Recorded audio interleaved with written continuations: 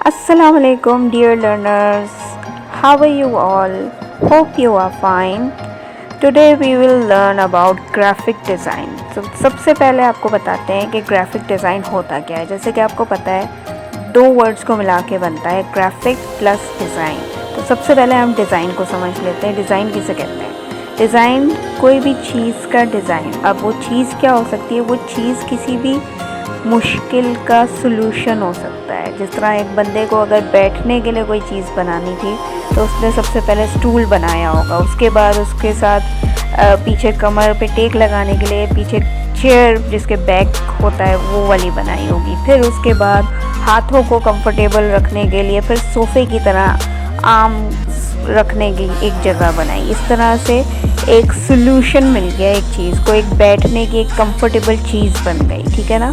इसी तरह हम आप देखेंगे कि व्हाट इज़ ग्राफिक्स। ठीक है, ग्राफिक किसे कहते हैं? ग्राफिक कोई भी ऐसी चीज़ जो आपको नज़र आए, जो ड्राइंग के तौर पे, लाइक कोई भी आर्ट, कोई भी शेप, कोई भी कलर, कोई भी शेडो, कोई भी ड्राइंग, लाइक जो आप दूसरों को दिखा सकें। फॉर एग्ज़ाम्पल अगर आपके दिमाग में कोई डिज़ाइन होगा वो आप दूसरों को किस तरह दिखा सकेंगे? ज़ाहिर है किसी चीज़ में ड्रॉ करके दिखा सकेंगे, चाहे वो पेपर हो, चाहे वो कंप्यूटर हो, चाहे वो टैबलेट हो, जिसमें भी आप ड्रॉ करेंगे तो वो आप अगले बंदे को दिखा सकेंगे ना। कोई आपके दिमाग में जाके झांक तो नहीं सकता कि वो डिज़ाइन आपके दिमाग में कौन सा है। तो जो भी चीज़ दिख सके वो कहलाती है ग्राफिक। तो इसकी एक डेफिनेशन मुझे नेट से सर्च की तो मुझे एक बहुत अच्छी बात नज़र आई, वो ये थी, चाइनीज़ मुहावरा है कि a picture paints 1000 words. Like एक पिक्चर के ज़रिए आप हज़ारों लफ्ज़ों में एक बात समझा सकते हैं जो शायद आप अपने अल्फाज में ना समझा सकें। तो ग्राफिक डिज़ाइन भी एक तरह से यही चीज़ है कि जो बात आप लफ्ज़ों में या अपनी ज़बान में ना समझा सकें, उसके लिए हमें पिक्चर्स और ग्राफिक्स की हेल्प लेनी पड़ती है ताकि वो लोगों को अपनी तरफ अट्रैक्ट करें। ठीक है ना।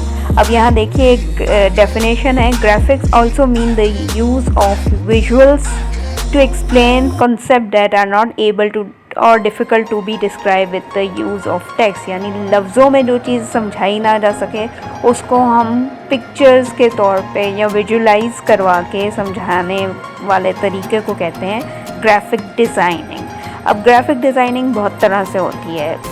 हम लोग समझते हैं सिर्फ कंप्यूटर में ही की जाती है, लोग पेपर पे भी करते हैं, जो घरों का आर्किटेक्चर करते हैं वो भी ग्राफिक डिज़ाइन की ही हेल्प लेते हैं। अब ग्राफिक डिज़ाइन की ये डेफिनेशन देख लीजिए, graphic design is a craft where professional creates visual content to communicate messages by applying visual hierarchy, page layout techniques. Designer use typography and pictures to meet user specific needs and focus on the logic of displaying elements in interactive designs to optimize the user experience। यानी कोई ऐसी चीज़ जो लोगों को अपनी तरफ attract करे और जिससे आप अपनी बात पहुंचा सकें, आप कम्युनिकेट कर सकें। जैसे फॉर एग्जांपल ये एक एडिडास का लोगो है जो आप लोगों ने अक्सर देखा होगा, ये भी एक तरह का ग्राफिक है। ठीक है। अब ये कैनवा का ग्राफिक देख रहे हैं आप, ये चलता फिरता ग्राफिक है लेकिन ये भी ग्राफिक है। ठीक है ना। इसी तरह आगे चल के आप देखेंगे कुछ एग्जांपल्स। ये तमाम एग्जांपल्स ग्राफिक डिज़ाइनिंग की हैं। ठीक है ना। ये देखिए ये भी एक तरह का ग्राफिक डिज़ाइन है।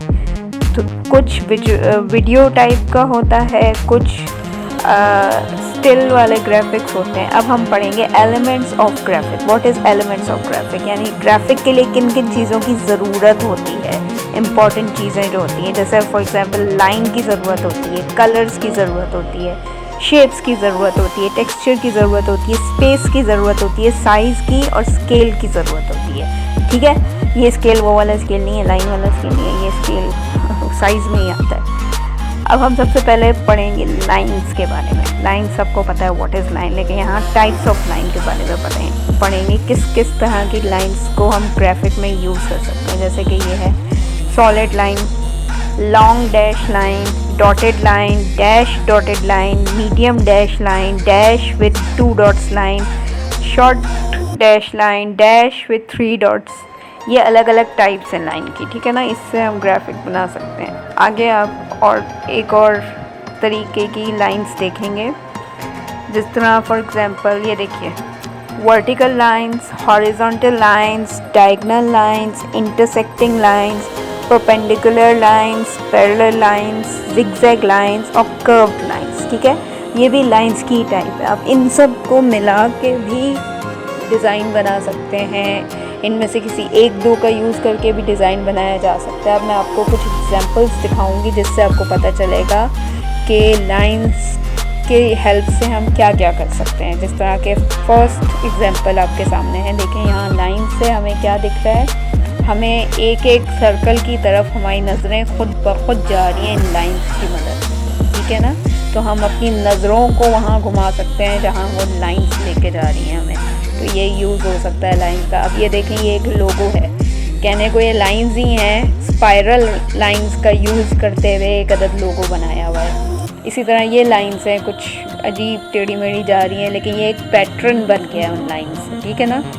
अब इसके बाद देखते हैं, ये देखिए लाइंस की मदद से अल्फ़ाबेट्स को अच्छे से डेकोरेट कर दिया है. उसके बाद देखते हैं, नेक्स्ट है हमारे पास शेप्स.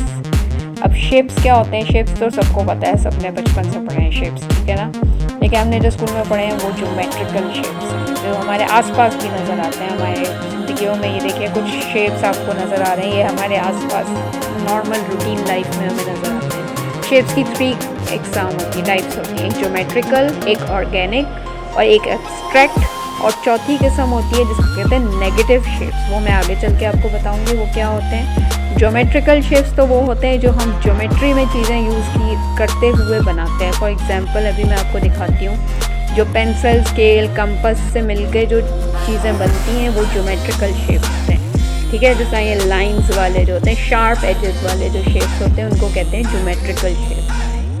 अब देखें दूसरी एग्जांपल में, ये भी आपको शेप्स दिख रहे हैं. शेप्स के अंदर पिक्चर्स लगी हुई हैं, ये भी एक तरीका है ग्राफिक्स बनाने का. इसी तरह नेक्स्ट एग्जांपल है, ये ऑर्गेनिक शेप है. ये पत्ते की तरह का एक शेप है. ऑर्गेनिक शेप वो होते हैं जो नेचर से इंस्पायर होकर लिए हुए होते हैं, वो ज़्यादा नेचुरल लगते हैं. ये भी देखें पत्ते की एक किस्म है. और ऊपर आपको ये नज़र आ रहे हैं, ये छोटी छोटी, मैं इसको कैरियाँ कहती हूँ. और ये देखिए ये प्रिंट है, फ्लोरल प्रिंट है. ये पत्ते भी हैं, पान भी है, तो फ्लावर्स भी हैं. ये सब नेचुरल है. ठीक है, नेचुरल शेप्स. अब आ जाते हैं एब्स्ट्रैक्ट पे. एब्स्ट्रैक्ट शेप वो होता है जो हम ऐसी क्या कहते हैं, फ्री हैंड बना लेते हैं. कोई भी शेप है सच, उसका कोई वो पर्टिकुलर नाप तोल नहीं होता. ठीक है ना.